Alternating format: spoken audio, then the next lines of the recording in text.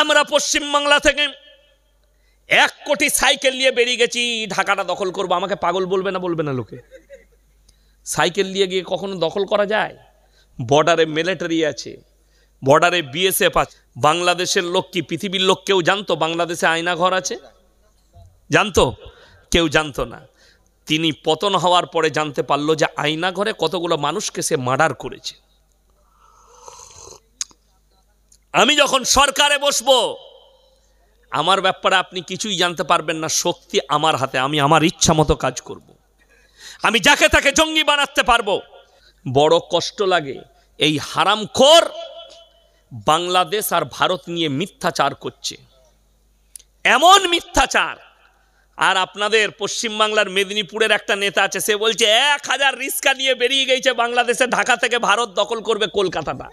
তুই গাঁজা খেয়ে কথা বলছিস? আচ্ছা, রিস্কা নিয়ে কোনো দেশ দখল করা যায়? আজীব কথা। এবার আমি যদি বলি আমরা পশ্চিমবাংলা থেকে 1 কোটি সাইকেল নিয়ে বেরিয়ে গেছি, ঢাকাটা দখল করবো, আমাকে পাগল বলবে না লোকে? সাইকেল নিয়ে গিয়ে কখনো দখল করা যায়? বর্ডারে মিলিটারি আছে, বর্ডারে বিএসএফ আছে। রিস্কা নিয়ে ঢুকবে কোন দিকে? একাস্ত পাগল।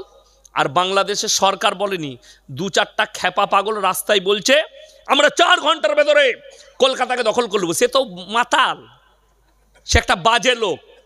যে বলছে সে একটা ফালতু লোক। তার মধ্যে আর রানু মণ্ডলের মধ্যে কোনো পার্থক্য নাই, আছে? একই রকম জিনিস। কখন কি বলে, কখন কি খায় নিজেই জানে না। আর আমাদের দেশে ওই মেদিনীপুরের নেতাটাও রানু মণ্ডলের ভাই, তবেই তো এই ধরনের কথা বলছে। দিয়ে মুসলমানের বিরুদ্ধে একটা চক্রান্ত তৈরি হচ্ছে, যে মুসলমানকে মিটানোর একটা সাজিশ, জঙ্গি বানানোর সাজিশ। তা না হলে আমি চ্যালেঞ্জ ছুড়ে বলে গেলাম, কলকাতা আপনার কাছে, এখান থেকে মনে হয় 50 কিলোমিটার হবে নাকি, 60 কিলোমিটার। কলকাতার ভেতরে যাদবপুর বিশ্ববিদ্যালয়, নাম শুনেছেন না শুনেননি? শুনেছেন। আমি বলিনি বাবা, নিউজ 18 বাংলা সম্প্রচার করছে এবিপি আনন্দ। যেদিনে আর ওই ছেলেটা মারা গেছে, যাদবপুরের হোস্টেলে যে ছেলেটা মার্ডার হলো, আত্মহত্যা করলো, র্যাগিং করার পরে আমি চ্যালেঞ্জ দিলাম, গোটা 24 পরগনায় যতগুলো মাদ্রাসা আছে, শুধু আহলে হাদিস মাদ্রাসা নয়, শুধু দেওবন্দি মাদ্রাসা নয়, শুধু ফুরফুরার নয়, যতগুলো মাদ্রাসা আছে, একটা মাদ্রাসায় দেখিয়ে দাও কোনো ছাত্রকে কোনো ছাত্র র্যাগিং করেছে। আপনাদের কাছে দলিল আছে? আমি আর জীবনে 24 পরগনায় জলসা করবো না, একটা যদি দেখাতে পারেন।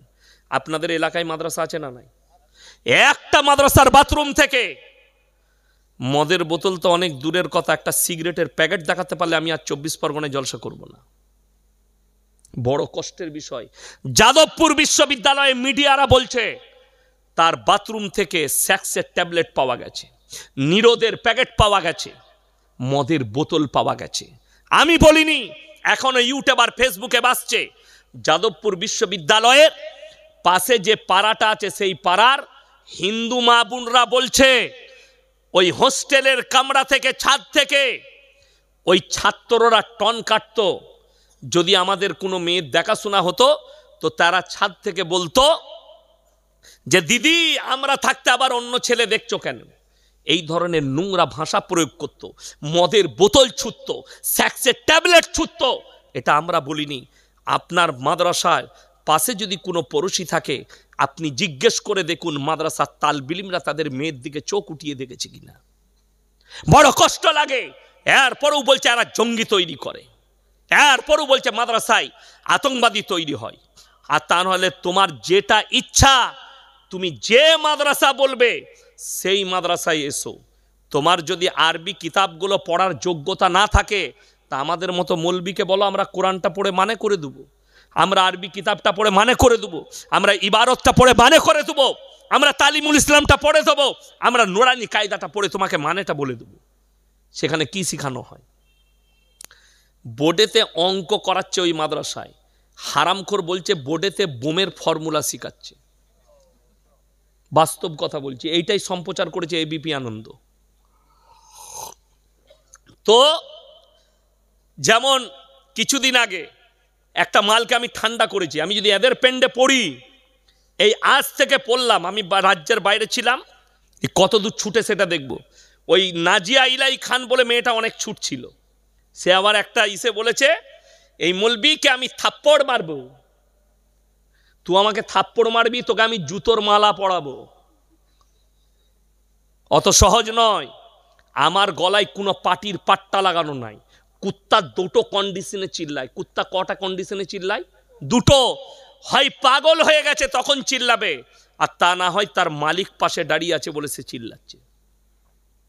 রাস্তায় সকালবেলায় যদি আপনি কলকাতায় যান, অনেক বড় লোকরা মর্নিং ওয়াক করতে বেরোয় না, সাথে দেখবেন দামি দামি কুকুর চেনটা ধরে রাখে। ওই কুকুরগুলো লোক দেখলে কি বলে? করে না? করে না কেন? সে জানে মালিক আমার পেছনে দাঁড়িয়ে আছে, আমাকে মারতে পারবে না। রাস্তার কুকুর চিল্লায়, কথা বলেন, ওই কুকুরগুলো চিল্লাবে না। সে জানে আমি চিল্লালে আমাকে পাথর মারবে, না হলে লাঠি করে মারবে, আমার মালিক নাই। হয় পাগল হয়ে গেছে, আর রাস্তার কুকুর চিল্লাই তখন পাগল হয়ে গেলে।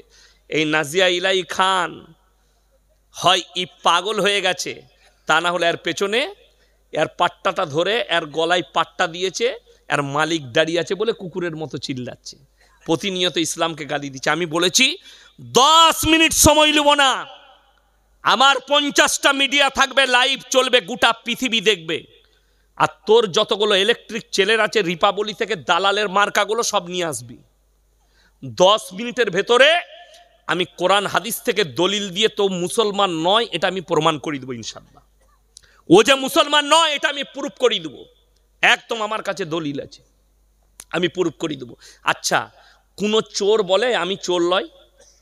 ও বলে আমি চোর? কোনো চোর বলবে যে আমি চোর? সবসময় বলে সত্যি বলছি, আমি চুরি করিনি, আমি ভালো লোক, বলে না? বলে না? ও নিজের হাতে এরকম করে টাট্টু করেছে, আরবিতে লেখে দিয়ে দেখাচ্ছে, আমি মুসলমান আছি, এই দেখ আমার হাতে লেখা আছে। তুই চোর বলি তোকে লেখে দেখাতে হচ্ছে।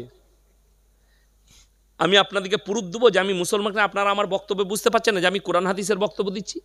কথাটা ঠিক কিনা? আমার পশ্চিম বাংলার লোক জানে। আর আমি চ্যালেঞ্জ ছুড়ে বললাম, তোর বাপ আর মায়ের প্রুফটা দে আমাকে। আর আমার আব্বার নাম হচ্ছে মৌলানা শওকত আলী মাজাহিরি, গোটা পশ্চিম বাংলা চিনে। আমার মা মৌলানা হাজি আব্দুল গফুরের মেয়ে।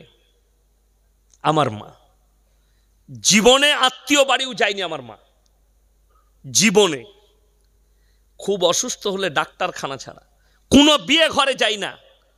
আমার মা বাড়ি থেকে জীবনে বের হয়নি। আমার মামাদের ঘর যায়নি। কবে গেছে আমার মা ভুলেই গেছে। আমার মামি যেদিনে ইন্তেকাল করেছিল, বড় মামি, সেই দিনে গিয়েছিল। আর নানি আমাদের বাড়িতে ইন্তেকাল করেছে, 40 বছর আমার বাড়িতে ছিল, আমাদের বাড়িতে। আমার মায়ের পরিচয় জানতে গেলে তুই আমার এলাকায় আয়। আর তোকে চ্যালেঞ্জ দিলাম, তুই খালি তোর মা আর বাপের পরিচয়টা দে আমাকে, খালি দেখা তোর মায়ের নাম এটা। আর আমি গ্যারেন্টি দিয়ে বললাম, হয় মা মুসলমান হবে, বাপ অমুসলিম হবে, আর না হলে বাপ মুসলিম মা অমুসলিম হবে। এই মালটা দুয়াজলা মাল, চ্যালেঞ্জ এটা। ওই জন্য প্রুফ দিতে পারছে না, মাল চুপ করে গেছে, ঠান্ডা পড়ে গেছে। আমাকে বলছে ভাইরাল হবার জন্য আমার নাম লিখছে, তোকে জুতো মারার জন্য তোর নাম নিয়েছি। আমি ভাইরাল হবার আমার দরকার নাই, আমাকে বাংলাদেশের লোক চিনে। আমি উর্দুতে বক্তব্য দিই, বিহারে বক্তব্য দিই, আমি গোটা ভারতবর্ষে বক্তব্যে যাই, দিল্লি, বোম্বাই, গুজরাট, হায়দ্রাবাদ, চেন্নাই, সব জায়গায় প্রোগ্রাম করি, সব রাজ্যে প্রোগ্রাম করি আল্লাহর কৃপায়। তো আমার সঙ্গে যদি উর্দুতে কথা বলিস অসুবিধা নাই, কতক্ষণ বলবি বল। আমি গুজরাটে যাই প্রোগ্রাম করতে, গুজরাটে পড়াশোনাও করেছি, অসুবিধা নাই। কিন্তু দুঃখের বিষয় হচ্ছে এ মুসলমানই নয়। আজকে একটা মুসলমানের কাছে যদি 4-5টা তার পকেটে ভরা থাকে তা বলবে এই বোম তৈরি করছিল।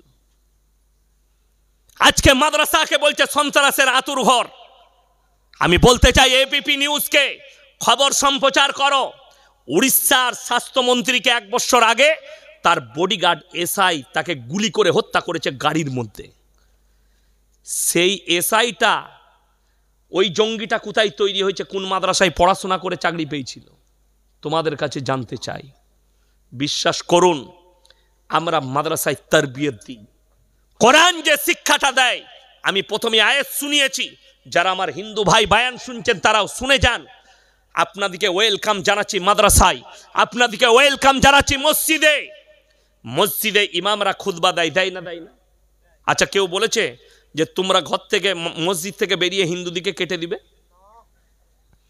আমি প্রথমেই কোরআন শোনালাম, ওয়ালা তাসুব্বুল্লাযীনা ইয়াদউনা মিন দুনিল্লাহ ফায়াসুব্বুল্লাহ আদওয়াম বিগাইরি ইলম।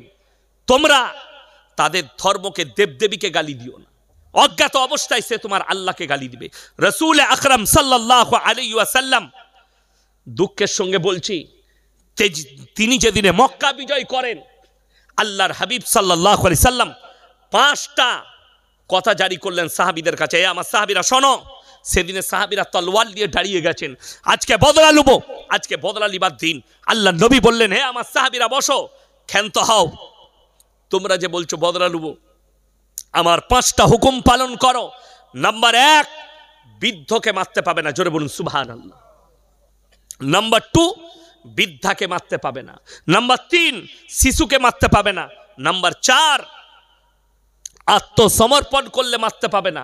নাম্বার 5, কাবা ঘরে প্রবেশ করলে মারতে পাবে না। আল্লাহ নবী সাল্লাল্লাহু আলাইহি সাল্লাম জিনাকে ক্ষমা করেছেন। আল্লাহর কসম খেয়ে বলছি, পৃথিবীর কেউ ওই রকম ব্যক্তিকে ক্ষমা করতে পারবে না।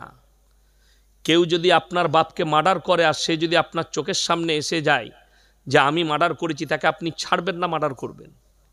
কথা বলেন, সে মার্ডার হয়ে যাবে আমাদের হাত থেকে। আপনারা কেন, আমার চোখের সামনে যদি আমার সন্তানকে মারে কিংবা আমার বাপকে মারে, আমার মতো মৌলবিও কন্ট্রোলে থাকতে পারবো না। আর আল্লাহ রাসূল সাল্লাল্লাহু আলাইহি সাল্লামের চাচা যান, যারা হজ করতে গেছেন, দেখেছেন মক্কায়, সেখানে ওহুদের প্রান্তরে 70 জন সাহাবীর কবর ব্যারিকেড দিয়ে ঘেরা আছে, লোহার ব্যারিকেড দিয়ে। সেখানে একজন সাহাবী শুয়ে আছেন, তিনি হচ্ছেন হযরতে আমির হামজা রাদিয়াল্লাহু তাআলা আনহু, নবীজির চাচা যান। যুদ্ধের ময়দানে বুকটা চিড়ে কলিজা থটটা বার করে যিনি চিবিয়েছিলেন, তার নাম হচ্ছে হিন্দা। নবীজি বললেন, আমি তোমাকে ক্ষমা করেছি, আল্লাহ তোমাকে ক্ষমা করেছে, শুনে নাও, আমি আল্লাহর নবী, দয়ার নবী, ক্ষমা করতে জানি, দয়া করতে জানি, বদলা নিতে জানি না। জোরে বলুন সুবহানাল্লাহ। কলমাটা পড়ে নাও। নবীজি বললেন, তোমাকে তো আমি ক্ষমা করেছি, আল্লাহ ক্ষমা করেছে, তুমি কালমা পড়ে নিয়েছো, কিন্তু তুমি কোনোদিন আমার সামনে এসো না। তোমার চেহারা দেখলে আমার চাচা জানের কথা মনে পড়লে আমার বুকটা ফেটে যায়। নবীজি নিষেধ করলেন, আর কোনোদিন তুমি আমার সামনে এসো না, আল্লাহ তোমাকে ক্ষমা করেছেন। নবীজি ক্ষমা দেখিয়েছেন, ক্ষমা শিখিয়েছেন। আমরা হচ্ছি সেই রসুলের উম্মত। একটা ভারতবর্ষে এই এবিপি আনন্দ, রিপাবলিক টিভি, নিউজ 18 বাংলা, আজ তাক, যতগুলো এই হারামখোর চ্যানেল আছে, এই দালাল চ্যানেলওয়ালাদিকে বলছি, একটা ভারতবর্ষে প্রুফ দাও কোনো মুসলমান ভাই কোনো হিন্দু ভাইকে, কোনো দলিত ভাইকে তার কলার ধরে বলেছে আল্লাহু আকবার, নারায়ে তাকবীর, আল্লাহু আকবার বল। একটা প্রুফ দিতে পারলে আমি আর জীবনে কোনোদিন সমাজের বুকে কথা রাখবো না। আমি কাল থেকে মাদ্রাসায় ক্লাস করবো, আর বাইরে বের হব না। আমার রোজা অবধি যা ডেটা আমি ক্যান্সেল করে দেবো। একটা যদি এই চ্যানেলওয়ালারা প্রুফ দিতে পারে, একটা প্রুফ দাও যে কোনো মুসলিম ভাই কলমা লেখা কিংবা ইসলামের একটা ঝান্ডা নিয়ে কোনো মন্দিরের মাথায় চেপে সেখানে টাঙ্গিয়েছে, আর আমি 1000-এর বেশি প্রমাণ দেবো। দিল্লিতে, মুম্বাই, উত্তরপ্রদেশ, হরিয়ানা, ইউপি ছুটে গিয়ে মসজিদের ছাদে চেপে মিনারের উপরে জয় শ্রীরামের ঝান্ডা লাগিয়েছে। মুসলমান যুবককে পিটিয়ে মারা হয়েছে। জয় শ্রীরাম বল একদিকে বলেছে, জয় শ্রীরাম বল একদিকে পিটিয়ে মেরেছে। আরে শ্রীরামজিও লজ্জা পায় তোমার মতো ভক্তকে দেখে। শ্রীরামজি, তোমরা রসুলকে গালি দাও, আল্লাহকে গালি দাও, কিন্তু আমরা কোনোদিন শ্রী কিষণজিকে গালি দিই না, শ্রীরামজিকে গালি দিই না। কেন? রসুল আকরাম সাল্লাল্লাহু আলাইহি সাল্লাম আদর্শ দিয়েছে। আজকে যে নুপুর সারবার মতো হারামের আওলাদ আর যে শিক্ষিতরা বলছে আল্লাহ নবী মুহাম্মদ সাল্লাল্লাহু আলাইহি সাল্লাম, তিনি 6 বছর বয়সে মা আয়েশা সিদ্দিকা রাদিয়াল্লাহু তাআলা আনহাকে বিবাহ করেছেন, ঠিক কিনা? 9 বছর বয়সে সংসার শুরু করেছে। ওই শিক্ষিত দিকে আমি এমন একটা প্রুফ দিয়ে যাচ্ছি, তোমার হিম্মত থাকলে তুমি আমার প্রুফকে কেটে দিবে, আমি জীবন আর 24 পরগনায় জলসা করব না। আল্লাহ নবী সাল্লাল্লাহু আলাইহি সাল্লাম কতশো বছর আগে এসেছিলেন? 1450, আর 1400 নাই, 1444 বছর আগে নবীজি বিবাহ করেছেন মিনিমাম কম বেশি ১,৫০০, ঠিক কিনা? ঈশ্বরচন্দ্র বিদ্যাসাগর কতশো বৎসর আগে? কথা বলে না? ১০০ বৎসর, না হলে ৭০ বৎসর, না হলে ১৫০ বৎসর আগে, ঠিক কিনা? খুব জোর, বড় কষ্ট লাগে। ঈশ্বরচন্দ্র বিদ্যাসাগর যেদিনে বিবাহ করেছেন, ওনার স্ত্রীর বয়স ছিল মাত্র 7 ইয়ার্স, 7 বৎসর। তুমি তাকে কি বলবে? আল্লাহ নবী সাল্লাল্লাহু আলাইহি সাল্লাম যদি মা আয়েশা সিদ্দিকা রাদিয়াল্লাহু তাআলা আনহাকে 6 বৎসর বয়সে বিবাহ করে 9 বৎসরে সংসার শুরু করেন, আর যদি নবীজিকে বালাৎকার বলো, তো ঈশ্বরচন্দ্র বিদ্যাসাগরকে তুমি কি বলবে? আমি তোমার মুখ থেকে শুনতে চাই। শুধু তাই নয়, বঙ্কিমচন্দ্র চট্টোপাধ্যায়, যাদের ছবিগুলো বঙ্কিমচন্দ্র চট্টোপাধ্যায়, কবিগুরু রবীন্দ্রনাথ ঠাকুর, ঈশ্বরচন্দ্র বিদ্যাসাগর, সত্যেন্দ্রনাথ বসু, এদের ছবিগুলো স্কুলের প্রফেসরের, হেডমাস্টারের অফিসের মাথার উপরে টাঙানো থাকে, ঠিক কিনা? অথচ এই হারামখোর মাস্টার শিক্ষা অর্জন করে নবীজির বিরুদ্ধে বলছে। নবীজি কেন 6 বৎসর বয়সে মা আয়েশাকে বিবাহ করেছেন? বঙ্কিমচন্দ্র চট্টোপাধ্যায় ইতিহাস খুলে দেখো, তিনি যেদিনে বিবাহ করেছেন, তিনার স্ত্রীর বয়স ছিল মাত্র 5 ইয়ার্স, 5 বৎসর। কত বললাম? 5 বৎসর। তুমি তাকে কি বলবে? আমি তোমাদের কাছ থেকে জানতে চাই, হে শিক্ষিত সমাজ। শুধু তাই নয়, সত্যেন্দ্রনাথ বসু যেদিনে বিবাহ করেছেন, স্ত্রীর বয়স ছিল 6 বৎসর। কবিগুরু রবীন্দ্রনাথ ঠাকুর যেদিনে বিবাহ করেছেন, স্ত্রীর বয়স ছিল 11 বৎসর। এই মূর্খর জানা নেই আগেকার যুগে অল্প বয়সে মহিলাদের বিবাহ হতো, ঠিক কিনা? এখন সরকার আইন করেছে, আমরা ভারতের সরকারের আইন মেনে চলি, আমরা 18-এর নিচে বিয়েও দিই না। একটা ছেলের মা হবে, পার্কে গিয়ে 3 বার জিনা করবে, তারপর আমরা বউ করি। রাগ করে না, যাই করে না, আমার কথা ইঞ্জেকশনের মতো লাগবে। এরপর তার মধ্যে পবিত্র নয় আছে, যারা পবিত্র করে রাখতে পেরেছে নিজের বিবিকে, নিজের স্ত্রীকে। আমি কিন্তু বিয়ে করেছি যখন, তখন আমার স্ত্রীর বয়স ছিল 13 বৎসর 8 মাস। কত বললাম? এখন কিন্তু আমার স্ত্রীর বয়স হয়ে গেছে প্রায় 29 মনে হয়। আমার নামে কেস কর, পারিস? কথাটা বুঝতে পারেন? আমাকে কি বলবে? বলবে ইয়ে মৌলবি বলাৎকার কিয়া। আর বলছে কম বয়সী মেয়েকে বিবাহ করবেন না, তাদের শরীর দুর্বল হয়ে যায়, ইয়ে হয়ে যায়। তুই 30 বছরের মেয়েকে বিয়ে করেছিস, আমার বউয়ের কাছে নিয়ে আয়, তোর বউকে এক ঘুষো মারবে, পাঁজরগুলো ভেঙে যাবে। পাগল। তোর দাদির ক বছর বয়সে বিয়ে হয়েছিল? আমার কটা ফুফ শাশুড়ি জানেন? 7টা। কটা বললাম? 7টা। আর আমার শ্বশুররা 2 ভাই, 7 আর 2 কত? স্বামী, আমার দাদু শ্বশুর আর দাদি শ্বশুর শাশুড়ি কটা হলো? 9 আর 2 ফুটবল টিম। কথা বুঝতে পারেননি? আমার দাদির শাশুড়ি মৃত্যুর আগের দিন পর্যন্ত চোখে চশমা লাগায়নি। কথা বুঝতে পারেননি? আর এখন সিজার করে ছেলে হচ্ছে। এখন তো 98%, ক বললাম 98% পেট ফাড়া ছেলে। ডাক্তারের কাছে যান, সিজার করতেই হবে। সিজারের বাচ্চা, এখন তো এটা তো মডেলিংয়ের যুগ, আপনারা সিজার করুন, সিজারের বাচ্চা সুস্থ হয়, সিজারের বাচ্চা এই হয়। বলছে না, বলেনি? তাকে জিজ্ঞেস করুন। আচ্ছা, আমরা মডেলিংয়ের যুগে চলে এলাম, ছাগলগুলো কোন যুগে আছে? কথা বলে না? গরুগুলো কোন যুগে আছে? ওরাও তো মডেলিংয়ের যুগে আছে। শুনেছেন আপনাদের এখানে গায়ের সিজার করতে হয় ছাগলের? তাহলে ছাগলটা ডাক্তার না ডাক্তারটা ছাগল? আপনারা বিচার করবেন, আমি বলবো না। বড় দুঃখের বিষয়, কুকুরের 7টা বাচ্চা হচ্ছে, সিজার করতে হয় না। আপনার বিবির একটা বাচ্চা হবে, নরমেলে বাচ্চা হতে দিবে না। বেঈমান কাফেররা আপনার ইজ্জত নিয়ে খেলা করছে। শুনেলেন, কিয়ামতের পূর্বে, কিয়ামতের মারাত্মক আলামতের মধ্যে একটা আলামত হচ্ছে, গোটা পৃথিবীতে হারাম আওলাদে ভরে যাবে, আপনি রুখতে পারবেন না। তা কি করে?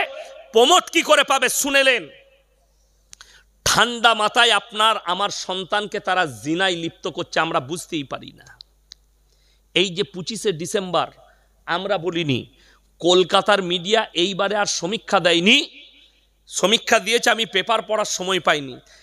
একদিনে 2023 সালে 25শে ডিসেম্বর একদিনে 22,000 কলকাতার বুকে খালি কন্ডম বিক্রি হয়েছে। এতগুলো ছেলে মেয়ে জিনা করেছে, আপনার আমার ছেলে মেয়েরা।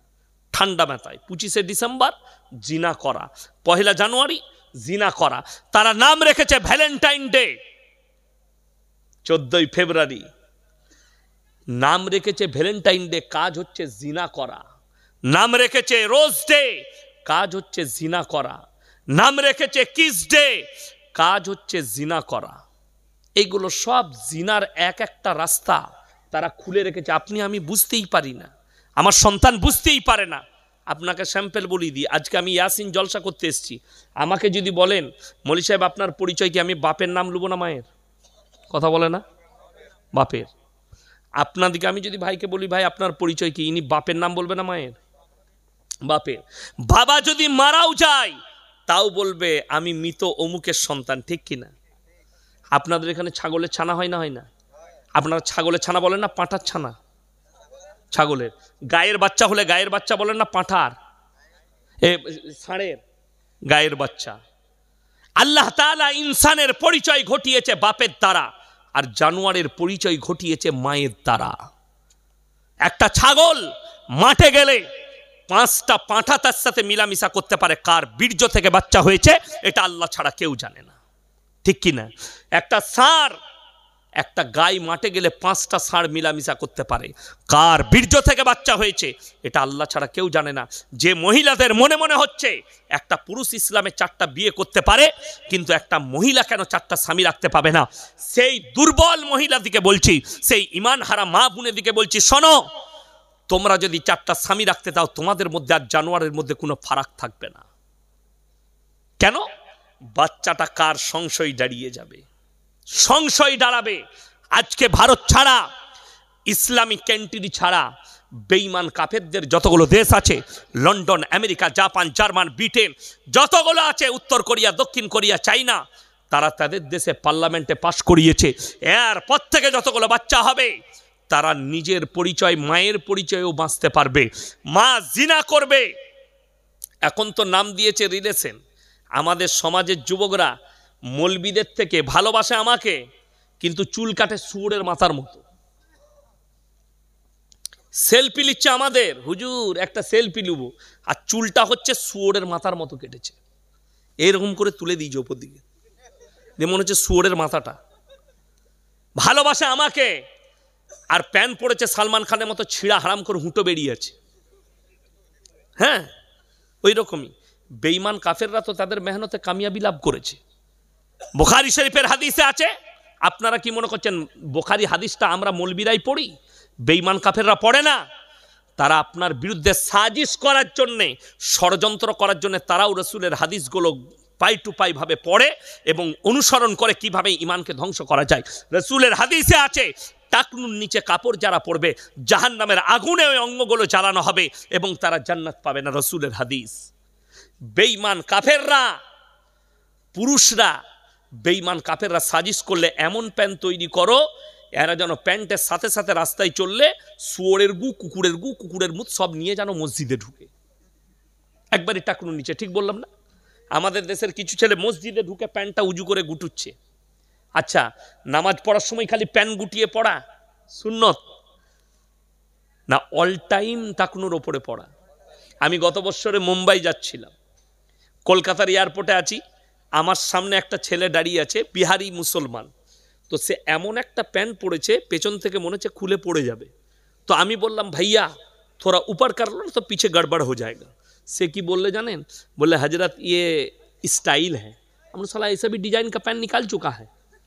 আমি মনে মনে ভাবলাম এই ছেলে যদি নামাজ পড়তে যায় মসজিদে, সে সিজদায় গেলে পেছনে যে থাকবে তার আর নামাজ হবে? সে তো পুরো আলী বাবার গুফা দেখতে পাবে, নামাজ শেষ। ইমানদারির সঙ্গে বলবেন, আপনি স্কুলে গেলে বিনা ইউনিফর্মে যান না ইউনিফর্ম পরে যান? ইউনিফর্ম পরে যান। প্রত্যেক জায়গার ইউনিফর্ম আছে। আমি আমাদের বর্ধমান জেলায় এক জায়গায় শালিমার কোম্পানি হাইওয়ের ওপরে হয়েছে, দিল্লি রোডে। তারা কি করে, মুরগির মাংসগুলো বিদেশে এক্সপোর্ট করে, মানে খালি ডানা কাটি লাই আর রান থান লাই, বাকি বুকের হাড্ডিটা এবং গর্দনের কাছে যে গলার সঙ্গে হাড্ডিটা থাকে এটা মার্কেটে বিক্রি করে। আমি দেখলাম মুসলমানরা অ্যাভেলেবেল কিনছে। আমি জিজ্ঞেস করলাম, এই তুমি যে মাংসটা বিক্রি করছো কোথা থেকে এনে? বলে শালিমার কোম্পানি। আমরা বেচতে পাবে না, আগে দেখবো হালালটা কিভাবে হচ্ছে। আমাকে ইনভাইট করলো, আপনি আসুন দেখতে। যাব, তাদের অফিসে যখন গেলাম, তাদের যে সিইও আছে, ম্যানেজার আছে, সে আমাকে বললে, স্যার ভেতরে ঢুকতে গেলে আমাদের ইউনিফর্ম পরে ঢুকতে হবে, ড্রেসিং রুম আছে, আপনি ভেতরে ঢুকে ড্রেসটা পরে নেন, ড্রেস নাইলে ঢুকতে পাবেন না, আমাদের ইউনিফর্ম পরে ঢুকতে হবে। আপনি একটা বড় হসপিটালে কলকাতায় গেলে তাদের ইউনিফর্ম ছাড়া আপনাকে ঢুকতে দিবে না, ঠিক কিনা? আপনি টাটা মেমোরিয়ালে গেলে আপনার পোশাক নয়, বোম্বের যে ক্যান্সার টাটা মেমোরিয়াল আছে, আপনি গেটে প্রবেশ করলে যদি আপনি বলেন আমি রুগীর সাথে থাকবো, এটা আমার মা হয়, এটা আমার বাবা হয়, আপনাকে আর আপনার ড্রেস নয়, ড্রেসিং রুমে ঢুকে তাদের ড্রেসটা পরতে হবে। আর আপনি আল্লাহর ঘরে ইবাদত করবেন, আপনার ইউনিফর্ম লাগবে না। আপনি নিচে প্যান্ট পরেছেন, অসুবিধা নাই, এমন গেঞ্জি পরেছেন সিজদার সময় আপনার পাছা বেরিয়ে গেল, কোমর বেরিয়ে গেল, বুক বেরিয়ে গেল। আপনি ব্যাগেতে চাকরি করেন, পাঞ্জাবিটা ব্যাগেতে ভরে রেখে দিন, খালি মসজিদে ঢুকবেন, পাঞ্জাবিটা পরে নিলেন, নামাজ আদায় করলেন, আবার পাঞ্জাবি খুলে দেন, ডিউটি করেন, ইউনিফর্ম বেঁচে গেল। আপনি ইউনিফর্মটা ইউজ করলেন, আপনার কোমর বেরোবে না কিছু। ভাই বেঈমান কাফেররা তো এটা সাজিশ, নারীদের জন্য টাকনুর নিচে কাপড় পরা, আজকে বেঈমান কাফেররা সাজিশ করেছে। যতগুলো সালোয়ার বিক্রি হচ্ছে সব মেয়েরা এইখানে পড়ছে, ঠিক বললাম না? এত ওপরে। আর পায়ে আবার অনেক মেয়ে কালো সুতো বাঁধছে, বলে এটা কি? বলে হুজুর বলেছে নজর লাগবে না। তোর হুজুরও মার খাবে, তুইও খাবি। গলায় দড়ি বাঁধ আর মরবি না, কষ্টের বিষয়। এই নারীগুলো দুটো পাপে লিপ্ত হবে। এক তো রসুলের হাদিসের বিরুদ্ধে যাওয়ার কারণে জাহান্নামের আগুনে পুড়বে। দ্বিতীয় নম্বর, ওই অঙ্গগুলো দেখার পরে যতজন জিনায় লিপ্ত হবে, যতগুলো নারী পুরুষ জিনায় লিপ্ত হবে, জিনা ওয়াসওয়াসা আসবে, সমস্ত পাপগুলো ওই নারীর ওপরে চাপবে। পর্দা করা ফরজ না ফরজ নয় বাবা? ফরজ। পর্দা করা ফরজ তো। পর্দা রেখেছি না ছিঁড়ে দিয়েছি? পর্দা শেষ করে দিয়েছি। কোরআন বলছে ওয়াদরিব খুমুরহিন্না আলা জুনুবিহিন, হে নারী পর্দা নির্ধারিত করো, তোমরা কোনোদিন ধর্ষিত হবে না, লাঞ্ছিত হবে না। বিশ্বাস করুন, এই ভারতে, আমি একজন ভারতবর্ষের মানুষ, দুঃখের সঙ্গে বলছি, ভারতের কোর্ট, আমি একজনার প্রায় লাইভ দেখি, তিনি যখন বিচার করেন, জাস্টিস সিনহা, অমৃতা সিনহা বলে একজন হাইকোর্টের জজ আছেন, দেখেছেন, নাম শুনেছেন, মেয়ে ছেলে, তিনি খুব ভালো কথা বলেন। ওই অমৃতা সিনহার আমি অনেক কিছু দেখি, উনি যখন বিচার করেন ওগুলো শুনি, যে উনি ডাইরেক্ট অনেক কিছু বলেন, ভালো কথা বলেন। এই কোর্ট থেকে আমি আবেদন করব, একটা মুসলিমদের মেয়ে হিজাব পরে আর বোরকা পরে কলেজে গেলে তাকে কোর্টে কেস লড়তে যেতে হয়, অথচ একটা মেয়ে ম্যাংটো ঘুরে বেড়াচ্ছে এয়ারপোর্টে আর রাস্তায়, বোম্বে দিল্লির রাস্তায়, তাকে কেস লড়া লাগে না। এখানেই বোঝা যাচ্ছে নারীর ইজ্জত তোমার কাছে কতটা। আর ইসলাম বলছে ঢেকে দাও, নারীকে পর্দার মধ্যে নিয়ে এসো। আজকে অনেক মহিলা শিক্ষিতরা মনে করছে ছোট ড্রেস পরাটা মডেলিং। ছোট ড্রেস পরা যদি মডেলিং হয়, বাদুরিয়া থানায় সব থেকে বড় মডেলিং হচ্ছে কুত্তাগুলো, যারা কোনো পোশাকই পরে না। চকলেট কিনেন না, কিনেন না 1 টাকা দামি চকলেটটা খোলা থাকে না প্যাকেটের মধ্যে থাকে? আপনি ভেবে দেখুন, সামান্য 1 টাকা চকলেট, ওই চকলেটের প্যাকেটটা ফেলে দিলে যদি তার ইজ্জত নষ্ট হয়ে যায়, চকলেটটা খুলে বিক্রি করলে যদি ধুলোবালি পড়ে ইজ্জত নষ্ট হয়, একটা নারীর আল্লাহ কত মর্যাদা দিয়েছে কোরআনে, রসুল কত মর্যাদা দিয়েছেন। আল্লাহর হাবিব সাল্লাল্লাহু আলাইহি সাল্লাম হাতেম তায়ের বিটির, একজন মুশরিকের বিটির মাথায় নিজের পাগড়িটা খুলে ঢাকা দিলেন।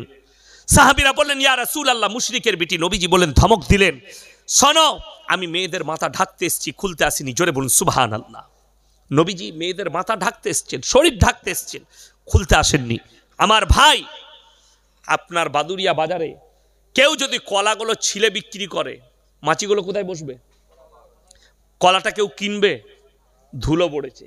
সামান্য কলা যদি ছিলে দেয়, দিয়ে বিক্রি করে, তার ইজ্জত যদি নষ্ট হয়ে যায়, আপনার বিবির, আপনার বিটির, আপনার মেয়ের আল্লাহ কতটা ইজ্জত দিয়ে, তাইলে তারা খুলে দিলে তাদের ইজ্জতটা কতটা যেতে পারে আপনি একটু অনুভব করছেন না?